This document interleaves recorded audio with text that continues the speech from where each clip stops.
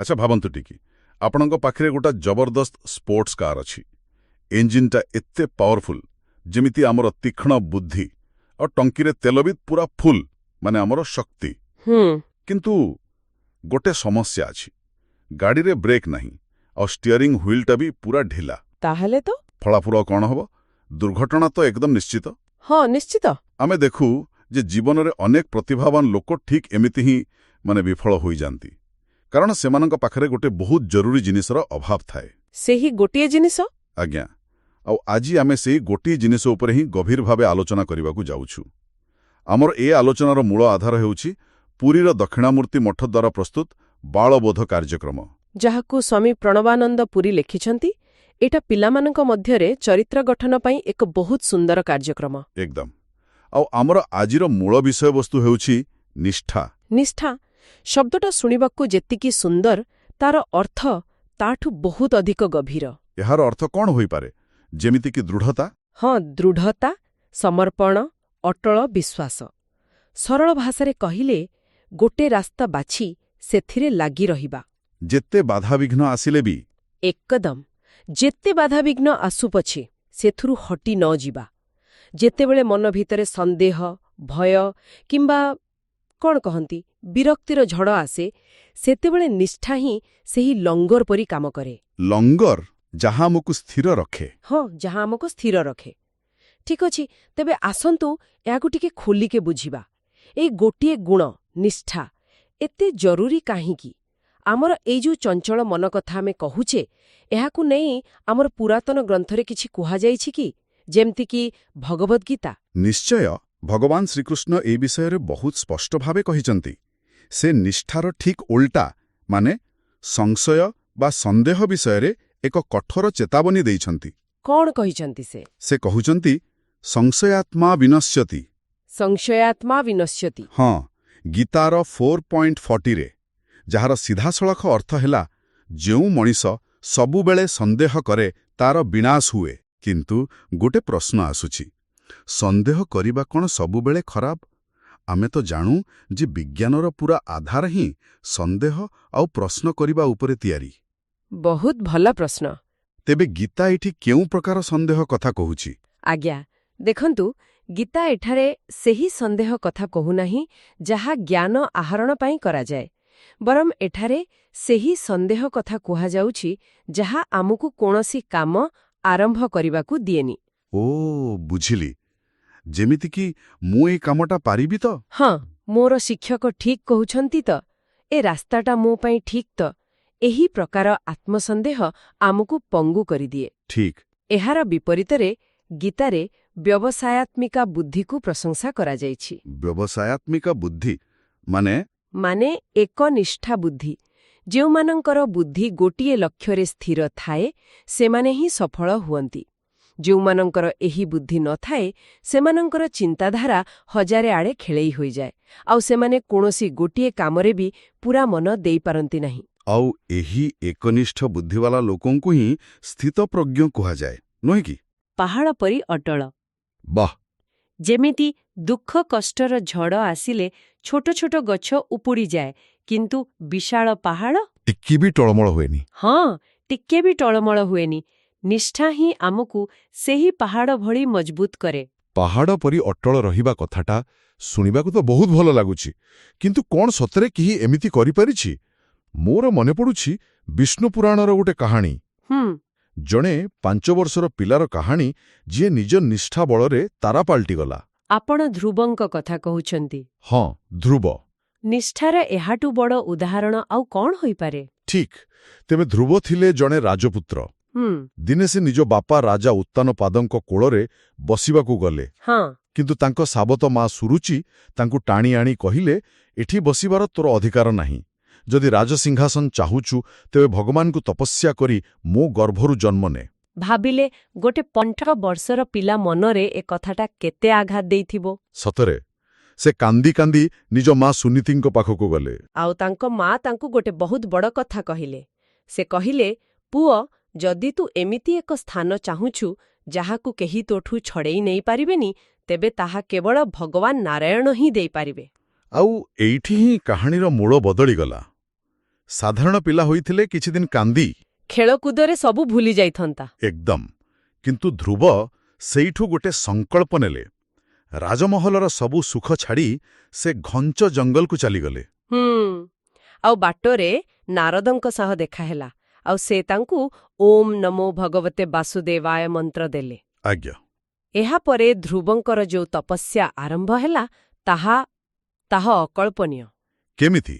ପ୍ରଥମ ମାସ ସେ ପ୍ରତି 3 ଦିନରେ ଥରେ ଫଳମୂଳ ଖାଉଥିଲେ। ଦ୍ୱିତୀୟ ମାସ ପ୍ରତି 6 ଦିନରେ ଥରେ ଶୁଖିଲା ପତ୍ର, ତାପରେ କେବଳ ପାଣି, ତାପରେ କେବଳ ବାୟୁ। ବାପରେ! ମାସ ମାସ ଧରି ସେ ଖାଦ୍ୟପେୟ ତ୍ୟାଗ କରି ଶୀତ, ଗରମ, ବର୍ଷା ସହି କେବଳ ଗୋଟିଏ ଲକ୍ଷ୍ୟରେ ନିଜ ମନକୁ ସ୍ଥିର ରଖିଲେ। ବାଘ ଗର୍ଜନ କରୁଥିଲା, ଭୂତ ପ୍ରେତ ଡରାଉଥିଲେ, କିନ୍ତୁ ଧ୍ରୁବ ପାହାଡ଼ ପରି ଅଟଳ ଥିଲେ। ତାଙ୍କ ନିଷ୍ଠା ଏତେ ଶକ୍ତିଶାଳୀ ଥିଲା ଯେ କୁହନ୍ତି ସମଗ୍ର ବ୍ରହ୍ମାଣ୍ଡ କମ୍ପିବାକୁ ଲାଗିଲା। ଆଉ ଶେଷର ଯାହା ହେବାର ଥିଲା ତା' ହିଁ ହେଲା। ଭଗବାନ ବିଷ୍ଣୁ ନିଜେ ଆସି ତାଙ୍କ ସାମ୍ନାରେ ଛିଡ଼ା ହେଲେ। ଧ୍ରୁବ ତାଙ୍କୁ ଦେଖି ଏତେ ଖୁସି ହୋଇଗଲେ ଯେ ତାଙ୍କ ପାଟିରୁ କଥା ବାହାରିଲାନି। ଭାବବିହ୍ୱଳ ହୋଇଗଲେ। ଆଉ ସେତେବେଳେ ଭଗବାନ ନିଜ ଶଙ୍ଖରେ ତାଙ୍କ ଗାଲକୁ ଛୁଇଁଦେଲେ, ଆଉ ତାଙ୍କୁ ସବୁ ଜ୍ଞାନ ମିଳିଗଲା। ଠିକ୍। ଏବଂ ଭଗବାନ ତାଙ୍କୁ ବରଦାନ ଦେଲେ, ଧ୍ରୁବ, ତୁମର ଏହି ଅଟଳ ନିଷ୍ଠା ପାଇଁ ମୁଁ ତୁମକୁ ଏକ ଏମିତି ସ୍ଥାନ ଦେଉଛି ଯାହା ସବୁଠୁ ଉପରେ। ତୁମେ ଆକାଶରେ ଧ୍ରୁବତାରା ହୋଇ ରହିବ। ହଁ, ସବୁ ଗ୍ରହ ନକ୍ଷତ୍ର ତୁମ ଚାରିପଟେ ଘୂରିବେ, କିନ୍ତୁ ତୁମେ ସବୁବେଳେ ସ୍ଥିର ରହିବ। ଏ କାହାଣୀଟି ଶୁଣିବାକୁ ବହୁତ ପ୍ରେରଣାଦାୟକ ସତ, କିନ୍ତୁ ଏଥିରେ ତ ଭଗବାନ ନିଜେ ଆସି ବରଦାନ ଦେଲେ। ଆମ ସାଧାରଣ ଜୀବନରେ ତ ଏମିତି ହୁଏନି। ତେବେ ଆମ ପାଇଁ ଏହାର ବାସ୍ତବ ଶିକ୍ଷା କ'ଣ? ଦେଖନ୍ତୁ, ଏ କାହାଣୀର ପ୍ରକୃତ ଶିକ୍ଷା ଭଗବାନଙ୍କ ଆବିର୍ଭାବ ନୁହେଁ। ତାହେଲେ କ'ଣ? ପ୍ରକୃତ ଶିକ୍ଷା ହେଉଛି ଗୋଟେ ଛୋଟ ପିଲା ବିନା କୌଣସି ଅସ୍ତ୍ରଶସ୍ତ୍ରରେ କେବଳ ନିଜ ମନର ଶକ୍ତି ବା ନିଷ୍ଠା ବଳରେ ଏକ ଅସମ୍ଭବ ଲାଗୁଥିବା ଲକ୍ଷ୍ୟକୁ ହାସଲ କଲା। ସେ ଗୋଟେ ଜିନିଷ ସ୍ଥିର କଲା, ଆଉ ସେଥିରେ ପହଞ୍ଚିବା ଯାଏଁ ଅଟକିଲା ନାହିଁ। ଏକଦମ। ଆମ ପାଇଁ ଶିକ୍ଷା ହେଉଛି ସେହି ପ୍ରକ୍ରିୟା, ଫଳାଫଳ ନୁହେଁ। ଠିକ୍ କହିଲେ। ଏଇ ପ୍ରାଚୀନ କାହାଣୀକୁ ଯଦି ଆମେ ଆଜିର ଦୁନିଆ ସେ ଯୋଡ଼ିବା, ତାହେଲେ ଆମକୁ ଜଙ୍ଗଲ ଯିବା ଦରକାର ନାହିଁ। ନା, ବିଲକୁଲ ନୁହେଁ। କିନ୍ତୁ ଆମର ଗୋଟେ ନୂଆ ଶତ୍ରୁ ଅଛି। ମୁଁ ଏହାକୁ ଫୁଲରୁ ଫୁଲକୁ ଡେଉଁଥିବା ପ୍ରଜାପତି ମନ କହିବି। ବାଃ, ବହୁତ ସୁନ୍ଦର ଉପମା। ଆଜି ଗିଟାର ଶିଖିବାକୁ ଇଚ୍ଛା ହେବ, କାଲି ୟୁଟ୍ୟୁବ୍ ଚ୍ୟାନେଲ ଖୋଲିବାକୁ, ଆଉ ପରଦିନ ଫଟୋଗ୍ରାଫି। କୌଣସି ଗୋଟିଏ ଜିନିଷର ମନ ଲାଗେନା। ହଁ, ଏହାକୁ ଇଂରାଜୀରେ ଶାଇନି ଅବଜେକ୍ଟ ସିଣ୍ଡ୍ରୋମ୍ କୁହନ୍ତି। ଶାଇନି ଅବଜେକ୍ଟ ସିଣ୍ଡ୍ରୋମ୍। ଏକଦମ ସଠିକ୍।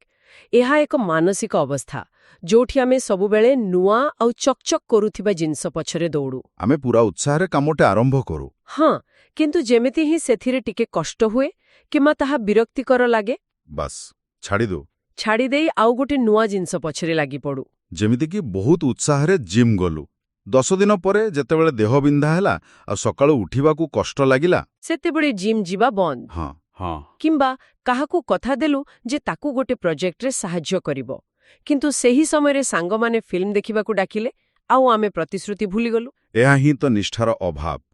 ଆଉ ଯଦି ଜୀବନଟା ଏମିତି ହିଁ ଚାଲେ, ତେବେ ତାହା କେବଳ ଅଧା ପଢ଼ା ବହି, ଅଧା ଶିଖା କଳା ଆଉ ଅଧା ସରିଥିବା ସ୍ୱପ୍ନରେ ଭର୍ତ୍ତି ହୋଇ ରହିଯିବ। ଏକଦମ। ନିଷ୍ଠାର ପ୍ରକୃତ ଅର୍ଥ ହେଉଛି ଆରମ୍ଭର ଉତ୍ସାହ ସରିଗଲା ପରେ ବି କାମରେ ଲାଗି ରହିବାର ଅନୁଶାସନ। ଯାହା କଷ୍ଟ ଲାଗିଲେ ବି ନିଜ କଥାକୁ ରଖିବା। ହଁ। ତେବେ ଏହି ପ୍ରଜାପତି ମନ ବା ଶାଇନି ଅବଜେକ୍ଟ ସିଣ୍ଡ୍ରୋମରୁ ବଞ୍ଚିବା ପାଇଁ ଆମେ କ'ଣ କରିପାରିବା? ନିଜ ଭିତରେ ନିଷ୍ଠାର ଏହି ମାନସିକ ଶକ୍ତିକୁ କେମିତି ଗଢ଼ିବା? ଏଥିପାଇଁ ଏକ ବହୁତ ବ୍ୟବହାରିକ ଉପାୟ ଅଛି, ଯାହାକୁ ଆମେ ହାର ନ ମାନିବାର ସଂକଳ୍ପ ବା ନୋ କ୍ୱିଟ୍ କଣ୍ଟ୍ରାକ୍ଟ କହିପାରିବା। No quit contract. ହଁ, ଏହା ନିଜ ସହିତ ନିଜେ କରିଥିବା ଏକ ଚୁକ୍ତି। ବାଃ, ଏଇଟା ଶୁଣି ମୋତେ ମଜାଦାର ଲାଗୁଛି। ଏହାର ନିୟମ କ'ଣ? ଏହାର ମୁଖ୍ୟତଃ 3ଟି ନିୟମ। ପ୍ରଥମଟି ହେଉଛି ଏକ ଲକ୍ଷ୍ୟ ନିୟମ। ଏକ ଲକ୍ଷ୍ୟ। ହଁ, ଏକା ସଙ୍ଗରେ 10ଟା ଜିନିଷ ଟିକେ ଟିକେ କରିବା ବଦଳରେ ଗୋଟିଏ ମୁଖ୍ୟ କାମ ବାଛନ୍ତୁ। ଧରାଯାଉ ପିଆନୋ ଶିଖିବା। ତାପରେ ନିଜ ସହ ଏକ ଚୁକ୍ତି କରନ୍ତୁ ଯେ ପରିସ୍ଥିତି ଯାହା ବି ହଉ ଠିକ୍ ଗୋଟିଏ ବର୍ଷ ପାଇଁ ଏଥିରେ ଲାଗି ରହିବେ। ଯଦିଓ 2 ମାସ ପରେ ତାହା ବୋର୍ ଲାଗେ, ତଥାପି ସଂକଳ୍ପ ଭାଙ୍ଗିବେ ନାହିଁ। 1 ବର୍ଷ ପରେ ଆପଣ ଚାହିଁଲେ ଛାଡ଼ିପାରନ୍ତି, କିନ୍ତୁ ତା ପୂର୍ବରୁ ନୁହେଁ। ଏହାର ଅର୍ଥ ହେଉଛି ନିଜ ମନର ଇଚ୍ଛାକୁ ନିୟନ୍ତ୍ରଣ କରିବା ଶିଖିବା। କିନ୍ତୁ ଏଥିରେ ଗୋଟେ ପ୍ରଶ୍ନ ଆସୁଛି। ହଁ, ପଚାରନ୍ତୁ। ଯଦି ଆମେ ବାଛିଥିବା ରାସ୍ତାଟା ସତରେ ଭୁଲ ହୋଇଥାଏ, ନିଷ୍ଠା ଓ ଜିଦ୍ ଭିତରେ ଫରକ କ'ଣ? କେତେବେଳେ ରାସ୍ତା ଛାଡ଼ିବାଟା ହିଁ ବୁଦ୍ଧିମାନର କାମ ହୋଇପାରେ? ଏହା ଏକ ଗୁରୁତ୍ୱପୂର୍ଣ୍ଣ ପ୍ରଶ୍ନ। ଦେଖନ୍ତୁ, ନିଷ୍ଠାର ଅର୍ଥ ଅନ୍ଧ ଭାବରେ ଲାଗି ରହିବା ନୁହେଁ। ଠିକ୍। ନୋ କ୍ୱିଟ୍ କଣ୍ଟ୍ରାକ୍ଟର ଉଦ୍ଦେଶ୍ୟ ହେଉଛି ବିରକ୍ତି କିମ୍ବା ଅଳସୁଆମୀ ଯୋଗୁଁ ଛାଡ଼ିବାର ଅଭ୍ୟାସକୁ ବନ୍ଦ କରିବା। କିନ୍ତୁ ଯଦି ଏକ ନିର୍ଦ୍ଦିଷ୍ଟ ସମୟ ପରେ, ମାନେ ତଥ୍ୟ ଆଧାରରେ ଆପଣ ଦେଖୁଛନ୍ତି ଯେ ଏଇ ରାସ୍ତା ଆପଣଙ୍କ ପାଇଁ ଉପଯୁକ୍ତ ନୁହେଁ, ତେବେ ଏକ ସୁଚିନ୍ତିତ ନିଷ୍ପତ୍ତି ନେଇ ତାକୁ ଛାଡ଼ିବାଟା ଜିଦ୍ ନୁହେଁ, ବରଂ ବୁଦ୍ଧିମତା। ମାନେ ଜିଦ୍ ହେଉଛି ଯେତେବେଳେ ଆମେ ଜାଣିଶୁଣି ଭୁଲ ରାସ୍ତାରେ ଚାଲୁ। ଆଉ ନିଷ୍ଠା ହେଉଛି କଷ୍ଟ ସତ୍ତ୍ୱେ ଠିକ୍ ରାସ୍ତାରେ ଚାଲିବା। ବୁଝିଗଲି। ତେବେ ଦ୍ୱିତୀୟ ନିୟମଟି କ'ଣ? ଦ୍ୱିତୀୟ ନିୟମ ହେଉଛି ଯାହା ଆରମ୍ଭ କରିଛ ତାହା ଶେଷ କର। ବାଃ! ଏହା ଛୋଟ ଛୋଟ ଜିନିଷରେ ବି ଲାଗୁ ହୁଏ। ଯଦି ଗୋଟେ ବହି ପଢ଼ିବାକୁ ଖୋଲିଛନ୍ତି, ତାକୁ ଶେଷ ନ କରି ଆଉ ଗୋଟେ ବହି ଧରନ୍ତୁ ନାହିଁ। ଯଦି ନିଜ ରୁମ୍ ସଫା କରିବା ଆରମ୍ଭ କରିଛନ୍ତି, ତେବେ ଅଧାରୁ ଉଠି ଯାଆନ୍ତୁ ନାହିଁ। ଏକଦମ। ଏହାଦ୍ୱାରା କାମ ସମ୍ପୂର୍ଣ୍ଣ କରିବାର ଏକ ମାନସିକ ଅଭ୍ୟାସ ତିଆରି ହୁଏ।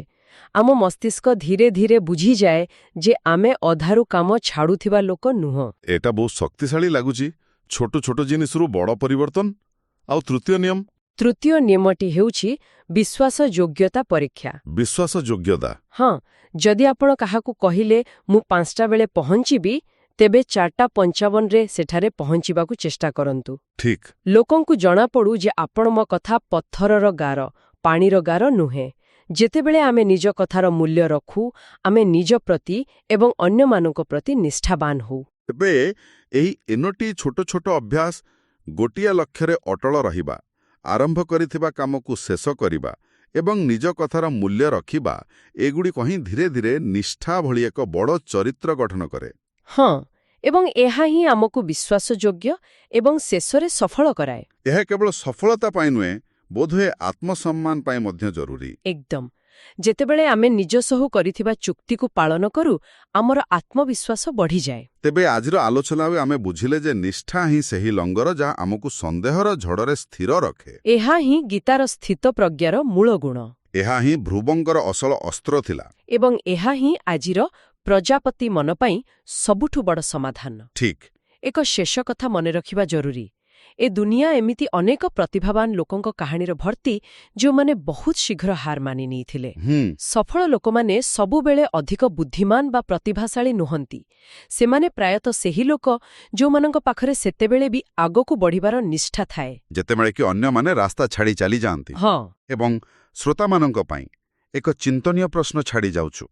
ଆମ ଜୀବନରେ ବର୍ତ୍ତମାନ ଏପରି କେଉଁ ଚକଚକ୍ କରୁଥିବା ଜିନିଷ ବା ସାଇନି ଅବଜେକ୍ଟ ଅଛି ଯାହା ଆମ ପ୍ରଜାପତି ମନକୁ ବାରମ୍ବାର ଟାଣୁଛି, ଏବଂ ଆମେ ଟିକେ ନିଷ୍ଠାର ପ୍ରୟୋଗ କରି ସେହି ଜିନିଷଟିକୁ ନିଜ ଜୀବନର ଧ୍ରୁବତାରାରେ କିପରି ପରିଣତ କରିପାରିବା?